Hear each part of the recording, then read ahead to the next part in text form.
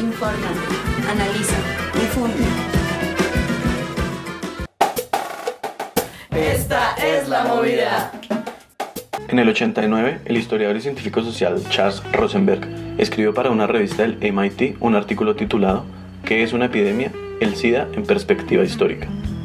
En él, y tomando como referencia la peste de Camus, realiza una caracterización de los patrones de las epidemias dentro de las sociedades, que ocurre a través de 3 actos sucesivos del drama social.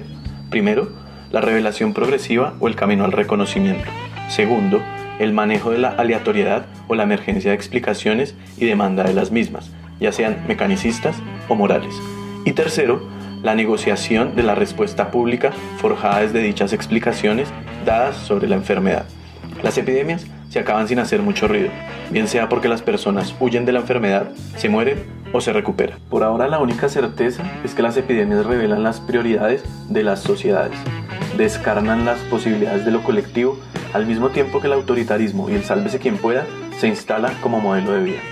El valor de la vida del mundo como se conoce necesariamente se replantea en todos los aspectos, porque lo normal se agrieta, las crisis individuales y colectivas se agudizan en las incertidumbres y desigualdades de lo cotidiano, afloran las causas estructurales de los malestares del presente. Una parte del mundo anhela volver a la normalidad del privilegio, y otra gran mayoría lucha, una vez más se resiste, por sobrevivir al presente en medio del abismo de la crisis. Las enfermedades contagiosas continúan amenazando y despertando las incertidumbres más profundas de las poblaciones humanas. Las pandemias muestran las 2 caras de una misma moneda. Por un lado, se convierten en un dispositivo de control social y de la intimidad, y por el otro, propician transformaciones, enseñanzas, rupturas con el pasado y sus tiranías. El primer acto, según Rosenberg, se focaliza en torno a la apariencia inicial y al reconocimiento progresivo de la enfermedad contagiosa. La enfermedad se vuelve un otro no humano, un intruso que pone en riesgo la cotidianidad de la vida humana.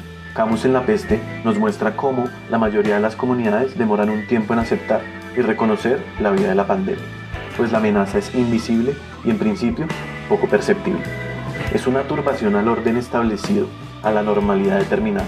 Las sociedades se llenan de miedo porque hay una amenaza a los intereses económicos y políticos. Existe un pánico social basado en la incertidumbre que se va regando a medida que la enfermedad va creciendo. Los imaginarios y las emociones colectivas y comunes se van desestabilizando porque el sistema de exclusión de la normalidad evidencia todas las solidaridades de resistencia y al mismo tiempo todas las miserias de lo normal. La primera etapa de una epidemia se manifiesta de manera predecible. El segundo acto viene tras aceptar la existencia de la epidemia y se permea por la necesidad de explicaciones que resuelvan a toda costa la arbitrariedad de la enfermedad. A la comprensión racional del fenómeno le siguen los supuestos morales, científicos, religiosos y sociales que en lo insólito de la situación pueden ser expresados y legitimados. La verdad se refunde apenas nos acercamos a la realidad del virus a partir de cifras oficiales. Poco a poco se materializan en la cotidianidad las medidas que prometen salvaguardar a las gentes de la pandemia. Sea cual sea el caso de epidemia, las respuestas se encuentran en la conexión entre voluntad, responsabilidad y susceptibilidad. Durante la epidemia del cólera del siglo XIX, por ejemplo, se aceptaba ampliamente que el alcoholismo, la glotonería, la promiscuidad y el desaseo eran predisposiciones a la enfermedad. Finalmente, el tercer acto sucede tras el reconocimiento generalizado de una o más explicaciones de la epidemia.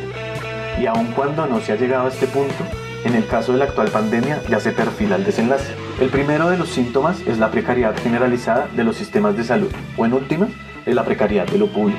Un segundo síntoma es el retorno a los nacionalismos en todo su despliegue, un enemigo público común que habita la calle, fronteras marcadas por lo propio y lo ajeno, tanto en la escala grande, la de los países, como en la pequeña, la de la propiedad privada. El miedo generalizado de las sociedades necesita de una figura salvadora. Resurge entonces el mito del héroe sobre el personal médico, y el héroe se vuelve mártir cuando se sacrifica. Los aplausos generan una empatía hipócrita, porque en el fondo se necesitan sistemas de salud pública dignos, capaces de atender a sus poblaciones y de brindar garantías de trabajo a todo el personal que cuida las enfermedades. El personal médico, paradójicamente, es valorado como un héroe, pero cuando está demasiado cerca, se convierte en una amenaza. No solo se revela la injusticia del sistema económico, sino todas las insuficiencias de los sistemas de salud pública. No solo es la desatención médica a las poblaciones, sino a quienes prestan el servicio de cuidado a las sociedades del común. La respuesta pública presenta más fallas, pues la cuarentena, como solución, se quebranta ante las necesidades reales de las inmensas mayorías globales. El desequilibrio es tan potente que es probable que las instituciones públicas, con el beneplácito de la sociedad general, deban escoger entre a quién cuidar y salvar la vida y a quién dejar morir.